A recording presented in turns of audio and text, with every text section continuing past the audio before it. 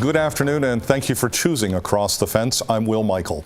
This is an important month for the makers of pure Vermont maple. Although the heart of the traditional sugaring season is still a little ways away, the month of January marks the annual Vermont Maple Conferences, and those conferences are the region's foremost educational opportunity specifically for sugar makers. They cover topics like maple marketing and Sugarbush management and a host of other issues. This year, the conferences will be held in two locations on January 19th and January 26th. And we'll have all the specifics on that. But first, I want to welcome Mark Isselhart. Mark is UVM Extension's Maple Specialist. Always good to have you in. Good to see you. Thanks for having me. Now, UVM Extension and the Vermont Sugar Makers Association have been working together, a collaboration for quite some time. That's an important relationship. It is. It is. We certainly, the people I work with, try to get the education out as far as maple production. Many of them are members of the state association, and there are a lot of the people who attend. Not all people who attend are members, but it's certainly something that we try to draw in as many people as we can to learn the latest about maple sugaring. Now, I've just mentioned you're doing these conferences in January. Give us some of the specifics. When, where? Sure.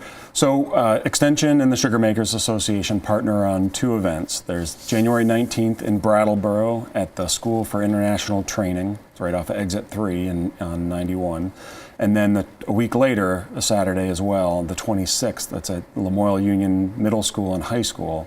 And similar program at both. There's a couple of speakers that are only at one or the other, but people who attend will have a whole day worth of education. And our viewers were seeing the information, and we'll put that back up before the end of the show, but it's vermontmaple.org and an opportunity to click on Sugar Makers for all the registration enrollment stuff.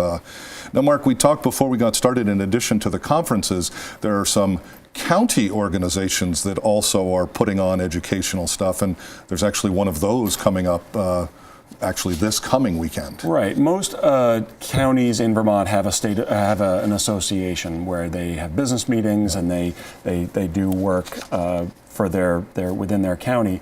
Addison County has a very large conference, and it's very similar to what we put on as well. Similar program, similar speakers. It just isn't something that Extension works directly with, although I'll be there presenting and so forth. But that's going to be on the 12th, and that's at Middlebury High School. And people who are interested in learning more about that should check out the Addison County Sugar Makers website. And this all reflects on the fact that there is statewide support, technical support, a lot of educational opportunities for our sugar makers. Yeah, and you know, sugaring is a lot like agriculture, or it is agriculture in a lot of ways. Producers have to be experts in many, many different things. Everything from, you know, having a sharp pencil when it comes to the business, but also plumbing, forestry, you know, food production. All these things are important. So that's why the program is very diverse in what sort of topics we cover. Now, if I recall correctly, 2018 was another very good year for sugar makers.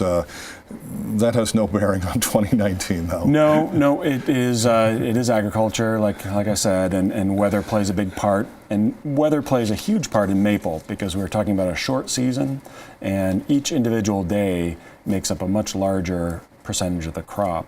2018 was a good year. The yield per tap was a little lower, but there was a lot of expansion, new operations and new taps.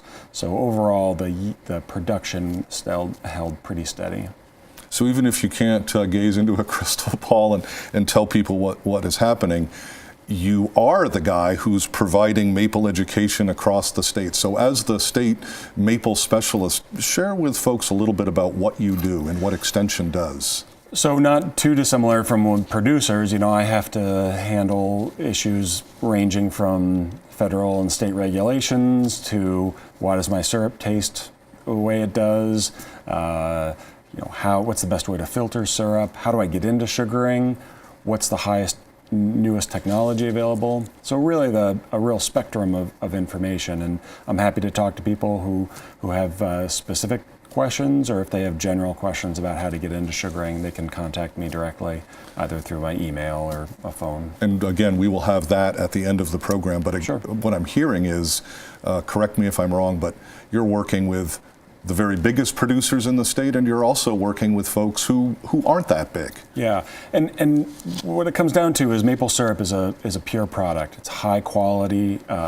Consumers expect a high level of quality, and it doesn't matter if you have a couple of trees tapped or a couple 100,000 trees tapped. The product that goes in that container that goes into the marketplace needs to be high quality regardless of your scale. Okay.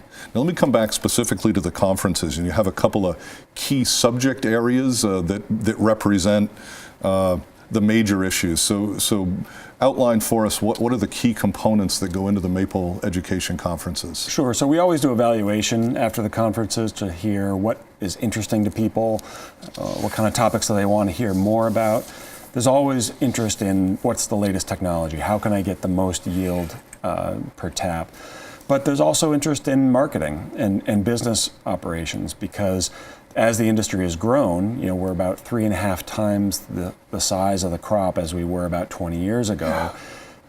Those producers now are finding the marketplace a little bit more saturated, and they want new ways of marketing their syrup, and so we're trying to build the program to reflect that. So you'll see stuff about how to optimize your website so that Google can find you, how to sell directly to schools, more institutional type Yep. settings, as well as retired extension specialist George Cook is going to be giving a intro to sugaring. So it's really everything in between. So you're getting at some of the things in preparing for the program. I looked over the number of workshops that you have. You're doing incredible things at both locations. And so within those subject areas, what are some examples related to Sugarbush Health, Mark? Right. So Sugarbush Health is certainly, and forest health in general, is pretty important to producers. We're not talking about an annual crop where we plant the trees, take them back out again. Yep. We're talking about long-lived, hardy plants that live in the environment. Good years, bad years, everything. And there are things that producers can do through management, selecting healthiest trees, promoting good growth. So we have a presenter, a forester from Quebec, who's coming down to talk about assessing your soils in your sugarbush and whether or not it would benefit from applying lime or some sort of fertilization to it. We also have Nancy Patch, who's the county forester for Grand Isle and Franklin counties, talking about management, but also talking about the history of sugaring in Franklin County, how some of their management practices have gone. Our viewers will know that one of the regulatory issues that was hanging around in 2018 was the FDA and labeling added sugar. That's all gone away. Let's be clear that Right. For whoever came up with the idea, they finally got rid of it. But there are regulatory issues and topics that are being covered. And what are some of the important key pieces there? So the biggest issue facing producers now is whether or not they are required to register with the FDA according to the Food Safety Modernization Act, otherwise known as FSMA. There's been some uncertainty about it, depending on how big you are and how you market your syrup. We're lucky enough to have invited Joe Frost, who works with FDA, who's going to be coming and giving a presentation at both locations. Although, unfortunately, if the federal shutdown continues, he won't be available.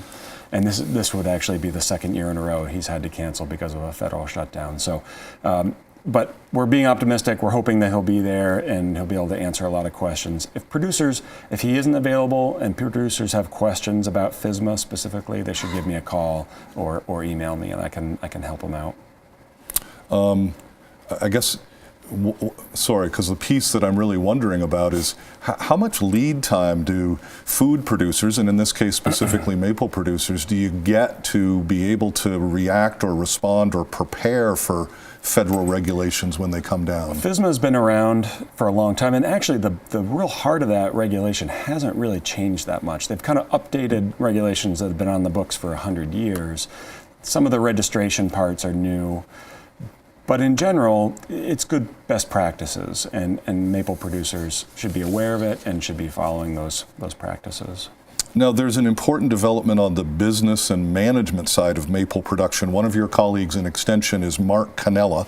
Mark directs the Agricultural Business Program, which focuses on financial analysis and profit.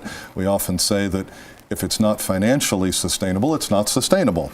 So the two of you have been awarded a new 3-year grant, and I want to ask you to tell our viewers a little bit about the grant and how it will help Vermonters. Sure. So Mark and I applied to the ACER Access grant program, which is through the Ag Marketing Service, which is part of USDA. And we were successful and awarded a fairly large grant for a 3-year program that we're calling the Maple Forest Business Program. And that's going to be integrating some of the work that Mark has been doing on business analysis and profitability, and some of the work that I'm interested in as far as forest management, updating silvicultural guidelines and forest management in sugar bushes, putting those together so that new producers or people who are interested in determining whether a new property has some viability as far as maple can plug in some pretty simple calculations and see what they might expect for yield. We also want to revisit some of the ways in which we manage our sugar bushes. In the old style was big, large, mature maple trees with buckets. And now with modern tubing and vacuum, that may not be the model that is the most effective for long-term and sustainable sap production. Do I understand correctly that ultimately, as part of this grant, this information is online or somehow available to future generations, or if there's a property transfer? Yep, it'll be a combination of online tools where people can plug in either their business, some details about their business, or some of the demographics in their sugar bush, so number of trees per acre, size of trees, and they'll get information back giving them ideas of what they could expect for yield. And we'll also have documents on there, templates for leasing taps, for new partnerships, new styles of partnerships between sugar makers and landowners, and prospective people investing in maple. This is going to be beneficial for them. Plus, there'll be a whole lot of presentations outward to maple organizations. I had to point out back related to the conferences that well, not only is Professor Isselhart presenting and moderating, but you have some colleagues from the Proctor Maple Research Center who will be doing presentations. What are some examples of the things they'll be talking about, especially research? Sure. So Dr. Tim Perkins, who's the director at the Proctor Maple Research Center, I work closely with him. He'll be presenting things on the keys to high yield. And this is essentially synthesizing many small projects over the last 20 years, looking at what are the important factors that differentiate producers who have consistently high yields year after year versus ones that maybe fall short of that. Okay. A lot of it is pretty basic stuff. You know, it's making sure you're tapping into clean wood, which means healthy trees. Make sure that you're running your vacuum properly, you're checking for leaks very consistently, not just once or twice during the season. And these things, if done correctly, can really achieve much higher yields than the average. Abby Vandenberg, Dr. Abby Vandenberg is also a colleague at the Proctor Maple Research Center. She'll be talking about a couple of different things. One is experiments looking at, as the season changes and we start to see it beginning earlier and earlier, are there strategies about how we tap and when we tap that can maintain high yields and avoid really disastrous seasons? You know, rather than just waiting, I always tap on this date, thinking more proactively and can I tap earlier and what's the net impact on yield? If we even have some experiments, some treatments where tapping in the fall and carrying those tap holes through the spring and looking at, is the production for those, how does that relate to ones that are tapped in a more traditional time? Mark, we have about a minute left. One of the pieces that I found very interesting as the maple industry has grown, there's more opportunity for employment. And one of the things the conference is doing is some type of job board. Right. We're inviting maple businesses that are hiring anyone who has it could be in a packing facility, it could be on a tapping crew or a woods crew or in the sugar house. If they have positions that they have open or looking for people to hire, they should contact me, and we can get that information on the jobs board. All right, then before we go, let me give our viewers all the information they need. Here's for the conferences. You can go online to vermontmaple.org. There's a link to Sugar Makers, and that'll get you all the registration and workshop information you need for the upcoming Maple conferences. And if you have any further questions or you'd like to ask Mark a question directly, there's his email. It's mark.isselhart@uvm.edu. Mark, that's all the time we have for today. Great to see you. Thanks for coming in. Great. Thanks for having me. That is our program for today. We know you have choices, so thanks for choosing us. I'm Will Michael, inviting you to join us back here each weekday afternoon for another visit across the fence.